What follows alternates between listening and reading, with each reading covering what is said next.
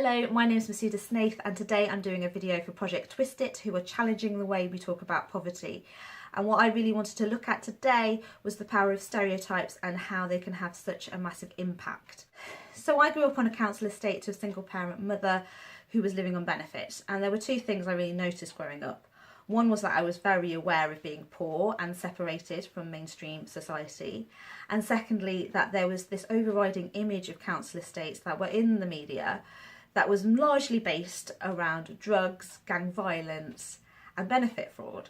And I remember on my first day in secondary school, when I went to a school that was not in my council estate but in the neighbouring community, a girl sat next to me, and when she found out I was from the estate, the very first question she asked me was, did I carry a knife? And that was quite shocking to me because I didn't know anybody who carried a knife, and it just kind of highlighted to me this idea people have of what people from council estates are like and how far removed that is from the reality. So when I wrote my debut novel, The Things We Thought We Knew, I really wanted to write about an Asian character growing up on a council estate because that's something I know a little bit about. But I also wanted to smash the stereotypes that come with those two groups. So I didn't write about drugs and gang violence and benefit fraud.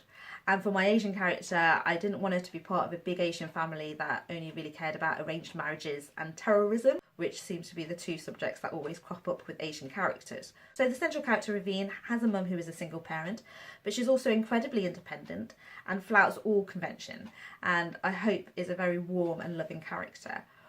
What I'm going to do now is read you a bit from the book, which is from the perspective of Ravine, writing to her best friend Marianne, who she hadn't seen for many years. At school, we did every project together. There was the time we tried to research a tourist brochure of our local area, but the only facts we found out were how the city was roughly in the middle of the country, had a cheese named after it, and was once home to Daniel Lambert, the fattest man in England. It took us a while to come up with a slogan. At first we thought of Leicester, in the middle of everything, then became more ambitious with Leicester, eat cheese, get fat, get famous. Eventually we decided to steal Rebecca Knight's idea, Leicester, the heart of England. Rebecca Knight sat on the top table and was so clever she didn't have to do partner work. She was a safe bet. When it came to the actual content of the brochure, we decided to narrow our focus to facts about West Hill Estate and more specifically the residents of Bosworth House and their pets. Most of those people have left now.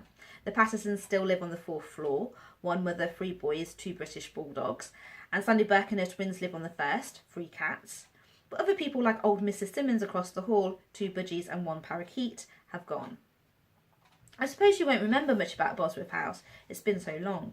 You probably remember the size of it, looming high and wide as it sits on the side of the hill, but you'll have forgotten the details. The bars they extended on the balcony so that people wouldn't throw themselves or each other over the side. The narrow steps with a rank stink we only found out was piss when Jonathan told us in a "well, what else would it be" tone one day. The way the council comes and repaints the outside walls each and every year, but still doesn't send anyone to fix the stupid lifts. The view from the 4th floor where you can see down to the whole of West Hill Estate. White painted blocks of flats snaking down to the main road like vertebrae. We used to sit up there on the 4th floor with our legs poking out from the gaps in the railings, swinging them in the breeze as we sucked orange-flavoured ice lollies. We'd turn to each other and shout, "Open wide and say ah," in our poshest doctor voices, and stick out tangerine tongues at each other before droning out the sound. We tried to see who could carry the note the longest. You always won. I hope that you enjoyed that, and I hope that my novel and my story really contributes to smashing the negative stereotypes we have about poverty, and in particular about council estates.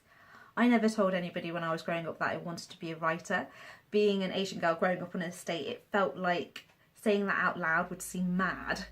But if you want to be a writer or an architect or a doctor or whatever it is you want to be, it is possible. And that doesn't mean that it's easy. I think when you come from a financially deprived upbringing, there's certain challenges, but I also think that we're made to feel it's impossible, and I hope that my story really shows that it's not. So thank you for listening to my video for Project Twist It today. I hope you have a great day.